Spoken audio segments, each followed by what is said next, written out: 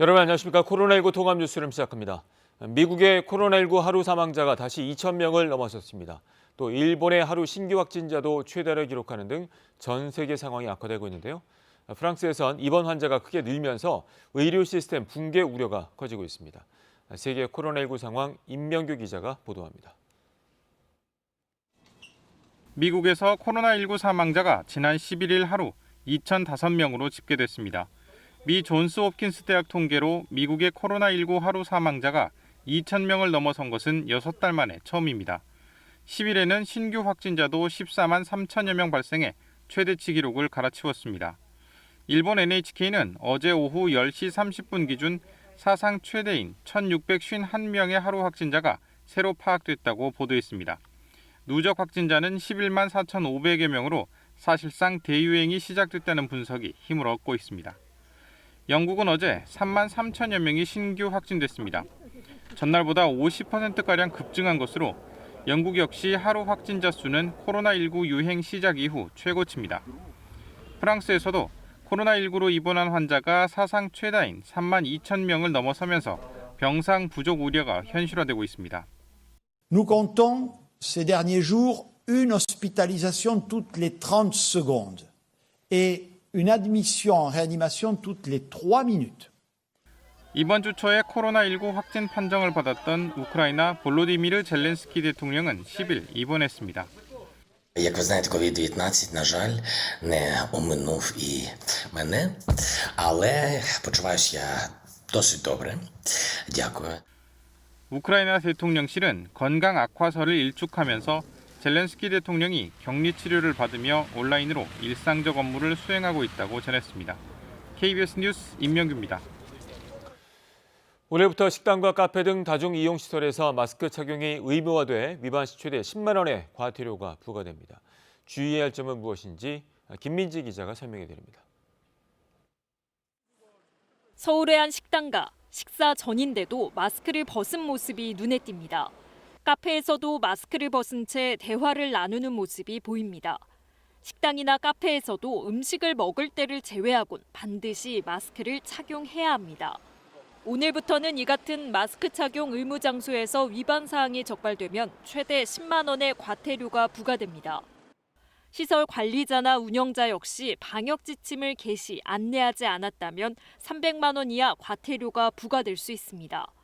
식당과 카페를 비롯해 노래 연습장과 PC방, 마트, 백화점과 영화관, 실내 체육시설, 결혼식장, 학원 등 대부분의 다중이용시설들이 대상입니다. 의료기관과 요양시설, 대중교통, 집회와 시위장소, 종교시설 등도 당연히 포함됩니다. 정부는 마스크 착용 의무화가 현장에서 잘 정착될 수 있도록 주민센터, 요양시설, 철도역 등 공공장소의 유무상으로 마스크를 비치할 계획입니다. 다만 마스크라고 해서 다 인정되는 건 아닙니다. 망사형이나 밸브형, 투명 입가리개, 스카프 등으로 얼굴을 가리는 것도 마스크 착용이 인정이 안 되는데 모두 입자 차단 성능이 떨어지기 때문입니다. 단속 공무원이 먼저 마스크 착용을 지도한 후 그래도 지키지 않는다면 과태료가 부과됩니다. 예외도 있습니다. 만 14세 미만과 장애 등으로 주변의 도움 없이 혼자 마스크를 착용하기 어려운 경우, 또 마스크 착용 시 호흡이 어렵다는 의학적 소견이 있으면 과태료 부과 대상에서 제외됩니다. 또 물속에 있을 때 예식을 올리는 신랑, 신부, 양가 부모, 공연, 방송 출연자 등 불가피한 경우도 예외가 인정됩니다. KBS 뉴스 김민지입니다. 최근에 외국 제약사의 임상시험 중간 발표로 백신에 대한 기대감이 커지고 있는데요. 정부는 백신 개발사들과 구매 협상이 원만히 진행 중이라며 어제 백신 도입을 위한 첫 전문가 자문위원회를 개최했습니다. 안전성을 최우선으로 최대한 물량을 확보하겠다고 밝혔습니다. 박광식 의학 전문 기자가 보도합니다. 백신 도입을 위한 첫 자문위원회는 비공개로 열렸습니다. 관련 내용이 노출돼 협상에 지장이 생길 수 있기 때문입니다. 어제 회의에선 현재 개발 중인 백신의 안전성을 최우선으로 따져 유효성이나 가격, 운송, 공급 시기 등을 논의한 것으로 알려졌습니다. 현재 우리나라는 전체 인구의 60%가 접종할 수 있는 물량을 확보하는 게 목표입니다. 이를 위해 방역당국은 돈을 먼저 주고 계약하는 선구매 방식을 동원해서라도 충분한 물량을 확보하겠다는 겁니다. 지불해 놓은 선입금이 포기되는 경우가 있을 텐데 그거를 감수하고라도 되도록 다양하게, 되도록 충분하게 코로나19 백신을 확보를 하겠다. 우리가 필요한 물량의 3분의 1은 코백스라는 국제기구를 통해 실질적으로 확보된 상태입니다. 코백스는 검증된 백신들을 공동 구매하고 선입금한 국가들에게 분배하는 역할을 합니다. 나머지 물량은 정부가 백신 개발 회사들과 개별적으로 협상을 진행 중입니다. 특정 백신에 대한 선구매 확약을 일찍 발표한 다른 나라들과 달리 우리나라는 유행이 잘 억제되고 있어 협상에 좀 더 여유가 있다고 방역당국은 설명했습니다. 백신의 안전성, 특히 접종 후 부작용 상황 등을 고려해서 앞서가는 다른 나라의 접종 상황까지 보면서 혹시나 발생할 수 있는 사태에 침착하게 천천히 대비하면서 특히 미국 식품의약국 FDA 같은 경우 최소한 2달간 부작용 발생을 관찰해야 하기 때문에 백신의 최종 승인까지는 시간이 걸릴 것이라고 방역당국은 전망했습니다. KBS 뉴스 박광식입니다. 충남 서산에 있는 공군 20 전투 비행단에서 8명이 코로나19에 감염됐습니다. 외부 민간 강사가 확진 뒤 집단 감염이 된 건데요. 7명은 부대에서 교육을 받은 병사이고 1명은 외부 강사를 인솔한 군무원으로 전해졌습니다. 취재기자 연결합니다. 자, 성용희 기자, 자세한 내용 전해주시죠. 네, 밤사이 충남 서산 공군 20 전투비행단에서 코로나19 확진자 8명이 나왔습니다. 확진자는 공군부대 소속 병사 7명과 관사에 거주하는 30대 군무원 여성입니다. 해당 공군부대에서는 일병 집중교육에 초빙된 외부 민간 강사가 어제 오후 확진 판정을 받았고 이후 강사와 접촉한 260여 명을 검사한 결과 8명이 양성 판정된 것으로 알려졌습니다. 현재 해당 공군부대 전 장병 및 군무원에 대해서는 이동을 통제하고 휴가, 외박, 외출을 중지하는 등 추가 대응 조치를 준비하고 있습니다. 천안에서는 중학생 2명을 포함해 6명이 추가로 코로나19 양성 판정을 받았습니다. 추가 확진된 중학생 2명은 앞서 확진된 중학생 친구와 접촉해 연수에 감염된 것으로 파악됐습니다. 천안에서는 그제부터 5개 학교에서 학생 8명이 확진됐습니다. 관련 학교들은 등교 중지가 내려진 상태고 확진자와 접촉한 학생과 교직원 등 수백 명이 자가격리됐습니다. 이 밖에 50대와 20대 확진자는 앞서 확진된 10대 학생의 가족으로 자가격리 중 양성 판정을 받았고 앞서 집단 감염이 발생한 천안 사우나 관련 확진자와 접촉한 60대와 기존 확진자와 접촉한 80대가 추가 확진됐습니다. KBS 뉴스 성용입니다. 방금 들어온 국내 코로나19 소식 알아보겠습니다. 오늘 0시 기준 신규 확진자는 191명으로 나타났습니다. 국내 발생에 162명, 해외 유입은 29명입니다. 취재기자 연결합니다. 김지선 기자, 신규 확진자 현황 전해주시죠. 네, 질병관리청 중앙방역대책본부는 오늘 0시 기준으로 코로나19 신규 확진자가 191명이라고 밝혔습니다. 70일 만에 가장 많은 숫자를 기록했습니다. 이 가운데 국내 발생 신규 확진자는 162명이고 해외 유입 사례는 29명입니다.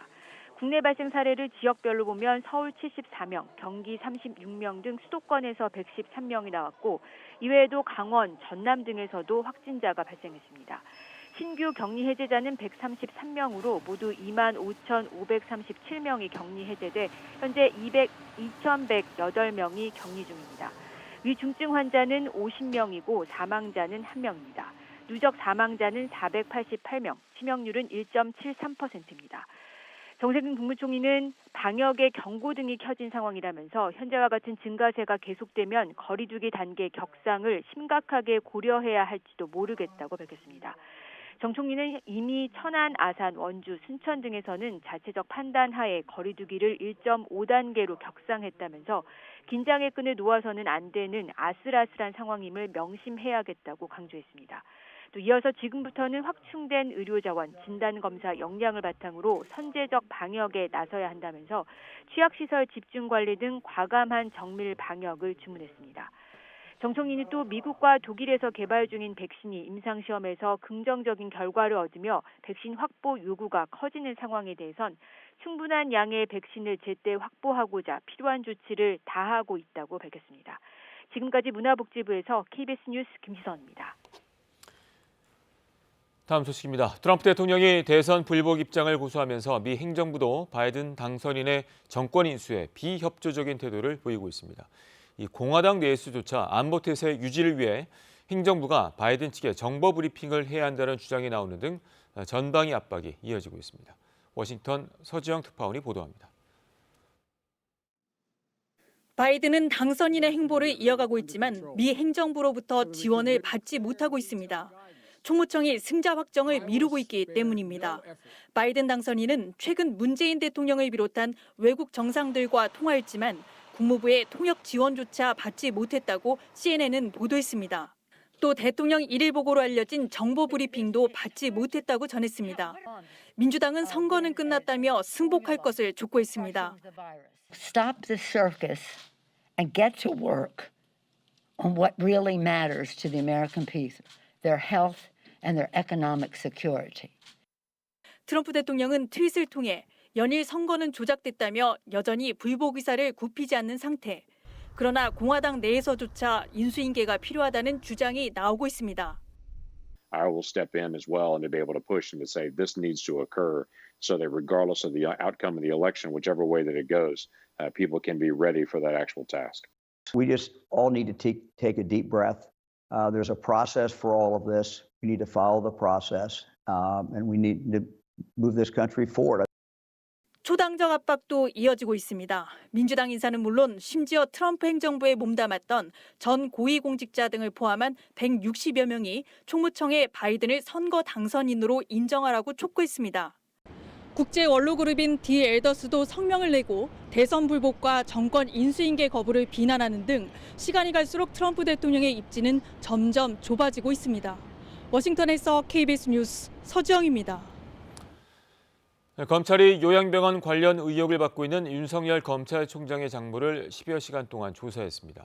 최근 윤 총장 부인 회사에 과세 자료를 확보한 데 이어서 윤 총장 가족에 대한 검찰 수사가 속도를 내고 있습니다. 보도에 이정은 기자입니다. 윤석열 검찰총장의 장모 최모 씨는 2012년 2억 원을 투자해 한 의료재단의 공동 이사장이 됐습니다. 이 재단은 이듬해 요양병원을 설립했는데 이 병원은 건보공단에서 요양급여 22억 원을 부정수급하다 적발됐습니다. 동업자 등 3명이 처벌됐지만 최 씨는 병원 운영에 민형사 책임이 없다는 각서 덕분에 입건되지 않았습니다. 지난 4월 고발장이 접수되면서 검찰이 이 의혹을 다시 파헤치기 시작했습니다. 최 씨를 소환한 검찰은 최 씨가 요양병원 설립과 운영에 실제 관여했는지를 집중 추궁한 것으로 전해졌습니다. 검찰은 이를 위해 최근 요양병원이 있던 파주시로부터 등록 관련 서류와 재단 이사회 회의록 등을 제출받아 최 씨의 관여 정도를 살펴본 것으로 확인됐습니다. 검찰은 또 최 씨의 책임 면제 각서가 위조됐는지 여부에 대해서도 집중 조사했습니다. 앞서 최 씨의 동업자 구모 씨는 최근 검찰 조사에서 이 각서가 위조됐다는 취지의 진술을 한 것으로 알려졌습니다. 검찰은 이와 관련해 병원에서 행정원장으로 일했던 최 씨의 또 다른 사위 유모 씨도 지난 4일 불러 조사했습니다. 추미애 법무장관이 윤 총장에게 가족 수사에 관여하지 말라고 수사 지휘를 한 지 20여일, 총장 부인 회사의 과세 자료를 확보한 데 이어 장모를 소환하는 등 검찰 수사가 속도를 내고 있습니다. KBS 뉴스 이정은입니다. 추미애 법무부 장관과 윤석열 검찰총장이 독직 폭행 혐의로 기소된 정진웅 차장검사의 직무 배제 여부를 놓고 충돌했습니다. 이 정 차장검사를 업무에서 배제해달라는 대검의 요청에 대해 법무부는 이 감찰부의 기소 과정의 적정성을 조사하라고 지시했습니다. 이재희 기자입니다. 서울고검은 지난달 말 채널A 사건 수사팀장이던 정진웅 광주지검 차장검사를 재판에 넘겼습니다. 압수수색 중에 한동훈 검사장을 폭행한 혐의입니다. 이후 지난 6일 대검찰청은 정 차장검사가 기소된 만큼 직무를 계속하는 것이 부적절하다며 직무집행 정지를 법무부에 요청했습니다. 그러나 추미애 법무부 장관은 절차상 문제 등이 있다며 거부 의사를 밝혔습니다. 서울고검이 담당 검사의 의견을 무시한 채 기소를 강행했다는 의혹이 언론에 보도됐고 대검의 직무배제 요청 과정에서 이의를 제기한 대검 감찰부장이 결재에서 배제됐다는 겁니다. 그러면서 기소 과정이 적정했는지 진상부터 확인하라고 대검 감찰부에 지시했습니다. 조사 결과에 따라 직무배제 여부를 결정하겠다고 덧붙였습니다. 서울고검 측은 해당 기소는 통상적으로 진행됐고 이를 둘러싼 불협화음은 없었다고 밝혔습니다. 대검도 검사징계법상 직무배제 요청권은 총장에게 있다며 감찰부장에겐 이의 제기를 하거나 결재를 할 권한이 없다는 입장입니다. 추 장관은 더 나아가 한동훈 검사장이 압수수색당한 휴대전화의 비밀번호를 악의적으로 숨기고 있다며 이 같은 수사 방해를 제재하는 법률 제정을 검토하라고 법무부에 지시했습니다. 한 검사장은 입장문을 내고 헌법상 권리인 방어권을 법무부 장관이 공개 비난하고 막으려는 것은 황당하다고 밝혔습니다. KBS 뉴스 이재입니다. 이번엔 KB증권 연결해서 오늘의 주식시장 알아보겠습니다. KB증권입니다. 미국에서 코로나19 신규 확진자가 급증한 가운데 코스피도 지지부진한 모습을 보이고 있습니다. 코스닥은 외국인과 기관의 동반 매도에 1% 넘게 내림세입니다. 이 시각 현재 코스피는 7.73포인트 하락한 2467.89에 코스닥은 13.72포인트 내린 826.36에 거래되고 있습니다. 미국에서 8일 연속으로 하루 신규 코로나19 확진자가 10만 명을 넘어선 가운데 재봉쇄 우려가 짙어지며 간밤 미국 증시는 일제히 하락 마감했습니다. 코스피는 외국인이 물량을 사들이고 있지만 개인과 기관은 매도에 나서며 보합권에서 움직이고 있습니다. 기아차가 닷새 연속 상승하면서 장중 시가총액 10위에 올라섰고 대한항공이 아시아나항공 인수 의사를 밝힌 가운데 양사가 동반 오름세입니다. 반면 시대는 3분기 역대 최대 실적을 기록했음에도 연일 저조한 흐름을 나타내고 있습니다. 이 시각 현재 달러화에 대한 원화 환율은 1113원 60전에 거래되고 있습니다. 지금까지 KB증권이었습니다.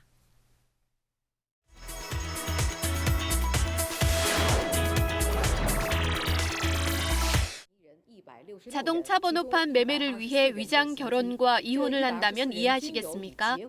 중국 공안에 번호판 암거래를 하던 조직들이 적발됐다고 합니다.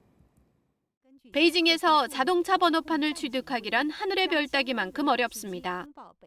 차량 정체와 환경오염 때문에 신규 번호판 발행을 제한하기 때문입니다. 그래서 번호판 하나를 받기 위한 추첨에는 평균 수천 명이 몰려듭니다. 사정이 이렇다 보니 자동차 번호판을 취득하기 위한 암거래가 기승을 부리고 있습니다. 특히 부부간 명의 변경이 가능하다는 점을 노려 위장 결혼과 이혼을 하면서까지 자동차 번호판을 매매하는 경우가 많습니다.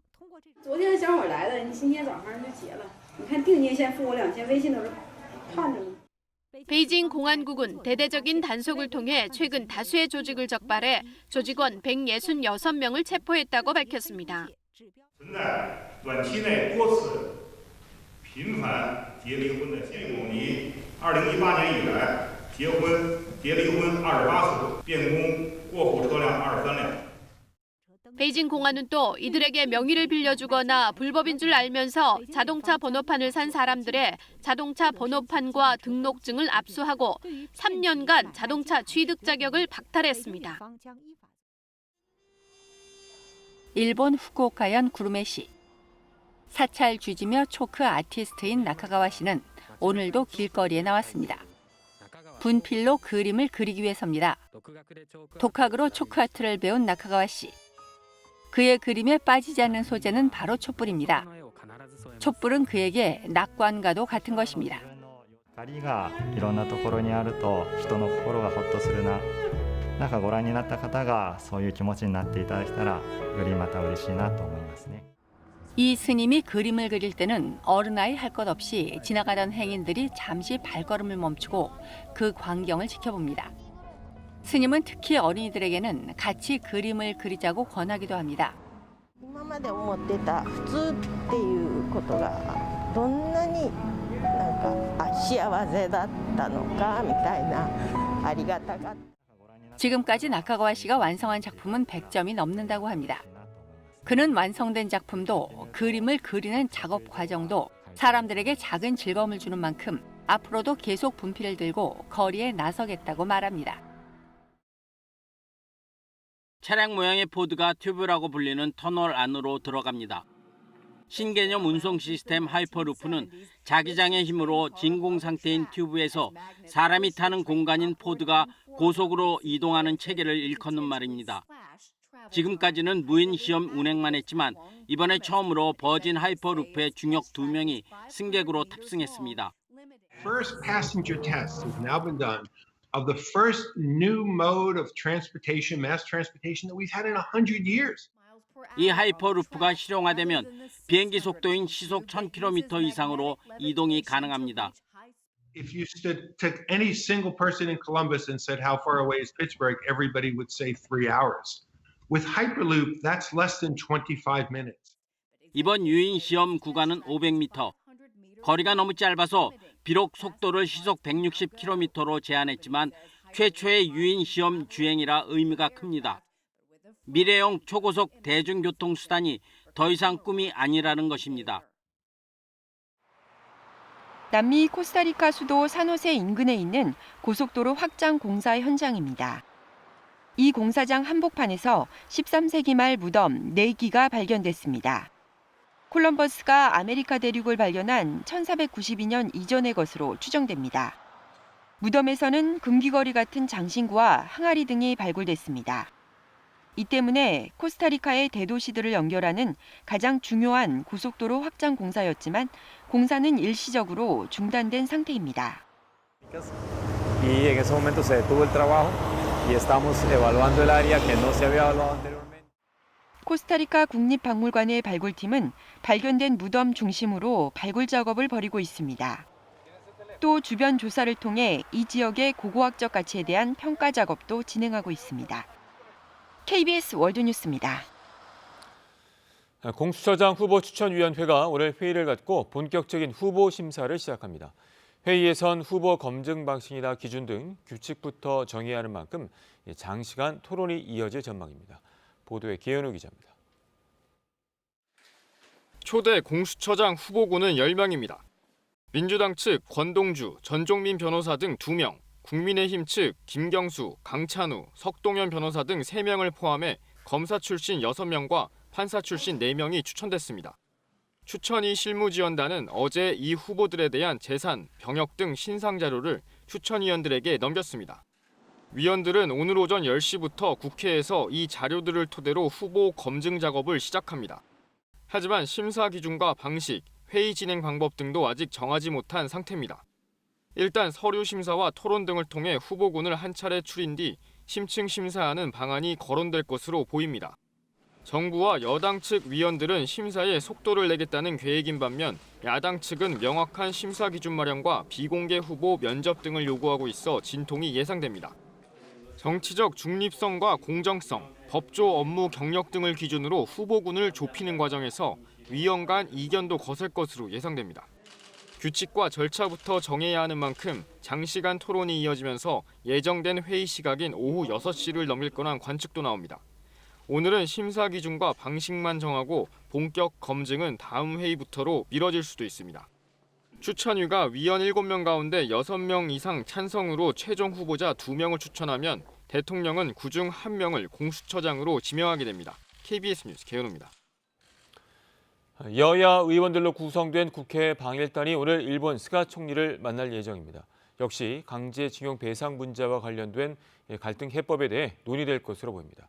도쿄 황현택 특파원이 전해왔습니다. 박지원 국정원장 귀국 하루 만에 이번엔 국회의원들이 일본을 찾았습니다. 새로 구성된 한일 의원연맹 소속 의원 7명으로 스가 총리 취임 이후 첫 의원 외교에 나선 겁니다. 정치적 결단을 할 시기가 도래한 거 아니냐. 결단을 내릴 수 있는 우호적인 여건과 환경을 만들어주는 것. 방일단은 도착 직후 모리요시로 도쿄올림픽 조직위원장을 만나 국회 안에 도쿄올림픽 교류협력 특별위원회를 구성하겠다고 밝혔습니다. 이어진 회의에서 일본 측은 국제 공조를 중시하는 미국 바이든 정권 출범이 한일 관계 개선의 적기라고 화답했습니다. 我々が脱皮できなければ置いてくれよくんじゃないか。あるいはリーダーシップを発揮できないんじゃないか。 방일단은 오늘 자민당과 연립정권을 이룬 공명당, 통합야당인 입헌민주당 대표 등과 연쇄회담을 갖습니다. 특히 오후에는 총리 관저를 방문해 스가 총리를 예방할 예정입니다. 스가 총리는 이 자리에서 강제징용 문제와 관련해 일본 기업 자산의 현금화 조치는 절대 안 된다는 입장을 재확인할 걸로 보입니다. 한편 오는 17일쯤 일본을 찾을 예정이라고 알려진 서훈 청와대 국가안보실장의 방문은 조금 미뤄진 것으로 전해졌습니다. 도쿄에서 KBS 뉴스 황현택입니다. 늦가을 같지 않게 포근한 대신에 미세먼지가 말썽입니다. 오늘은 서쪽을 중심으로 미세먼지 농도가 높겠고요. 동쪽 지역은 대기가 무척 건조하겠습니다. 현재 인천은 초미세먼지 농도 62 마이크로그램으로 초미세먼지 주의보까지 내려졌습니다.